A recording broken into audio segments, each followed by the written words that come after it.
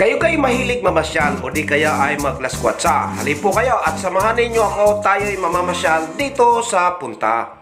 At dito nga po ay marami akong inabutang mga riders na buhat pa sa iba't ibang dako ng Kamaynilaan at ang iba naman ay sa mga kalabit probinsya.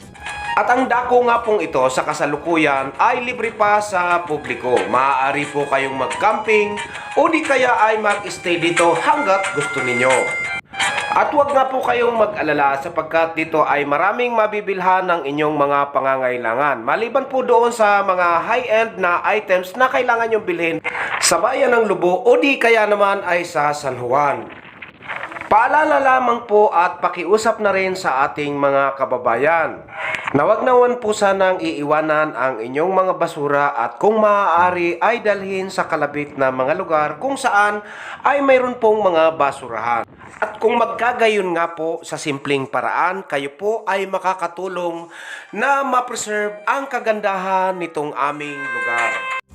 At ang sunod nga pong pinuntahan ko ay itong Malagundi Points kung saan napakarami po ninyong mapagpipilian na napakagagandang mga cottages at mayroon din pong mga private resorts na pwede po ninyong upahan. At doon naman po sa mga kababayan natin na mahilig mag-car camping ay napakarami po ninyong mapagpipilian gaya po ng inyong nakikita.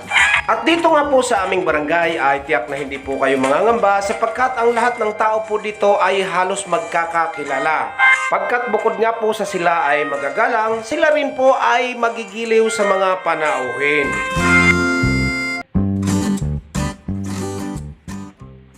At sa akin nga pong patuloy na pag-iikot-ikot ay mayroong magandang lalaking bumati sa akin, yung pala na may si Pinsang Hilben.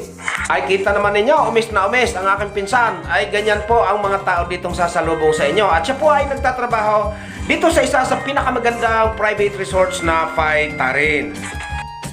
At ang sumunod naman po na aking nadaanan ay itong Playa de Juliana. Halip po kayo at ating pasukin. Tingnan natin kung ano baga ang narito. Ayan, mayroon po silang mga kubo kung gusto ninyong mag-overnight o di kaya ay mag-staycation. At dito nga po ay napakalawak ng kanilang area kaya hindi ninyo po problemahin ang parking space. At isa rin nga po sa aking napansin ay itong tent camp. Ibig sabihin ay pwede ho kayo magdala ng sarili ninyong tent. Habang ang ilan naman po ay under construction pa. Ngunit maaaring sa pagbalik po natin sa mga susunod na panahon, yan ay tapos na at maaari ng upahan. Ngunit sa mga napapaibig na pumarne sa amin ay huwag po kayo mag-alala sapagkat tuloy-tuloy po ang development sa aming lugar. Palibhasa nga po kami ay nakaharap sa dagat.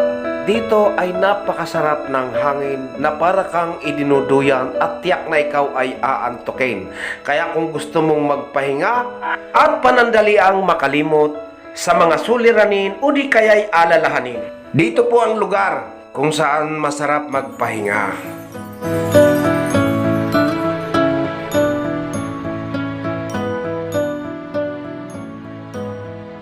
Kaya nga po ako pagkagising sa umaga, ang iniisip ko kaagad, saan kaya ang aking punta?